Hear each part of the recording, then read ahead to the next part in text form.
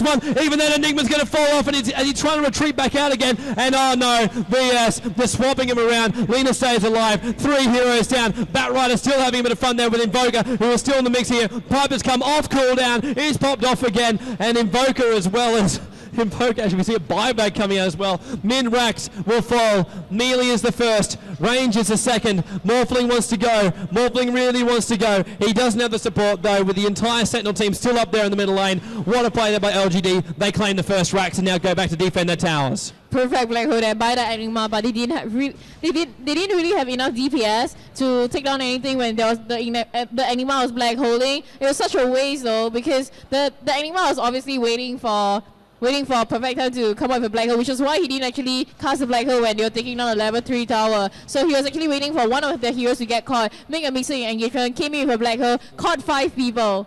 Yeah. Still really good try from Rocatt, but LGD is our last year defending champion. They are not someone to be messed with. They are more experienced and they have played together for a really long time. Yeah, they have. That was just perfect. Like, when Enigma captures all 5 heroes in a black hole, you would just go, this is over. I may as well just take my hands off the keyboard and mouse.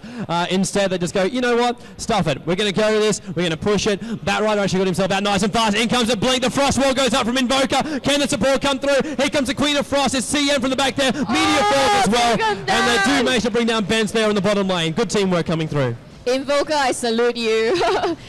great skill swap there. Morphling is still farming, still with the Lincoln. At the bottom lane, you do see the Churn, the Enigma, and the Crimson Maiden hungry for the level 1 tower at the bottom lane.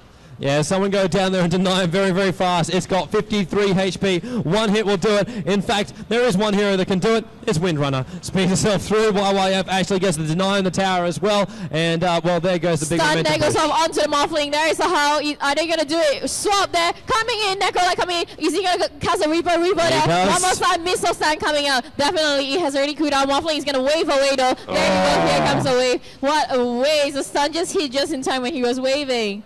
Yeah, just followed him up there because he was at a down. Do you think that Necrola should save his Reaper?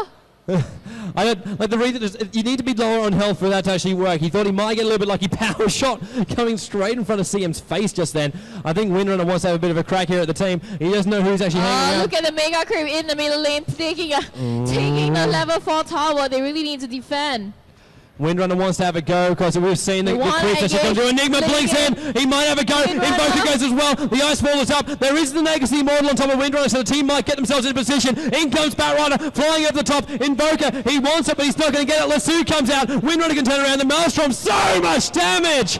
So much damage coming right over the top now, pushing back the creep wave. The conversions are there as well. Batrider just flames straight over the top. He wants a hero. He's not going to find one. They're all falling themselves back, but they will destroy the army that Shen built.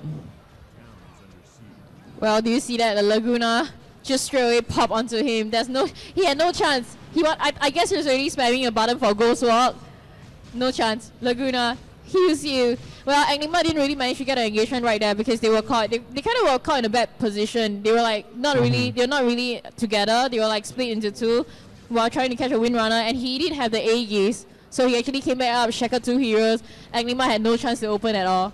Yeah, it was a bit of a waste of an Aegis to actually just try and claim it for a couple of kills like that. But still, hey, you can go kill Roshan just in a moment's time. I think he's about another 2 minutes away before he actually respawns himself back up again. But this mid lane is really becoming a problem right now. The conversions are trying to hold it back, but even the conversions by themselves are not enough to do it. And with the pressure being applied in the bottom lane, look at him just go through. Windrunner, Necrite, VS, Batrider, and Lena. You know they're all there. Rally the troops, rally the defense. Right, this could be the battle to actually end this one. Go through the tier 3 tower. The Saturn's going to be the first one to the lines. Chen, sacrificial lamb on the front lines. Frost still going off. The mecha's popped off as well. Can they continue to keep the tower on? We're going again the LGD strat. Take down the tower from the range and then push them through with Windrunner doing so much damage as well. Morphling wave forms over. Wants to get rid of this tower as fast as they possibly can right now. Falling themselves back on the bottom lane. Just going back to the high ground so they can fight it from here. They're not quite sure, but the longer the delay here as well, the more time it's going to take for Rocatt to get themselves back in towards that middle lane and stop that creep wave from actually pushing in. Yeah, the VS and the Enigma are just like both standing at the side all the time because the VS is trying to wait for the Enigma to come with the black hole so that the VS can stun him. Enigma we're going. Here comes the pipe. The death pulse does go off as well. Almost destroys the entire creep wave just there. The small Necro like really solid because he actually has the Vanguard, he has the pipe, he is the tank, and you know, okay there is on the Windrunner, so that's so much damage. She also have the Maelstrom. Yeah. That is going to hurt. Actually, this is possibly the perfect timing. I think they actually meant to go for 2 dummies. This could be the real one. This is the triple D coming on through. The push goes through. The mid lane is actually being pushed right now. This is going to force Rocatt to actually split. This is the time for LGD to actually attack. Can they do it? They still need a creep wave to actually get through. The mid lane is pushing through the tier 4 towers. Rocatt is still trying to defend this bottom lane. In fact, they even get the deny in the tower. This exposes their own racks right now. And LGD, I'm wondering if they're going to be satisfied with that one, knowing the tier 4 tower is actually in a half HP just from the creep wave right now. They might push it. Is it going to come? Exactly what they want. They want them to defend the middle lane. They're going to come in, just probably going to on-pipe and coming for an engagement right now. Necrolite standing up front, trying to take anything for a team. Morphling is going to wave in. Wait for it. The Piper's gone. The Shiva's guard also popping off for just a moment. They're catching CM off on the side. Laguna Blade brings the CM down. The Meteor will take a fall. Invoker does actually get shackled on the backside of it. And now they will push themselves through. One down for the Scourge. Enigma looking for an opening. They won't find an opening. They split themselves up. Even more for this wave forming up. Actually splitting the LGD side up a little bit further. Actually now all 4 of them standing right next to it. Enigma's time to shine would be now. But would they actually go for it? I'm not quite sure. There's still one hanging on the side here. They're bringing down the melee racks. They're keeping their mind on the job. There goes the melee rack. Swat from VS. On top of the Shen, magic missile going off with a shackle shot. Big blast. Shiva's on top of it too. VS is in trouble a little bit here. So is the Morphling trying to run himself back out. He goes down. 4 down for the Scourge side. Only 1 left alive, and it is only 1 more hero. It is the Invoker at the back here. Bottom racks goes down. They'll shift to the tier 4 towers.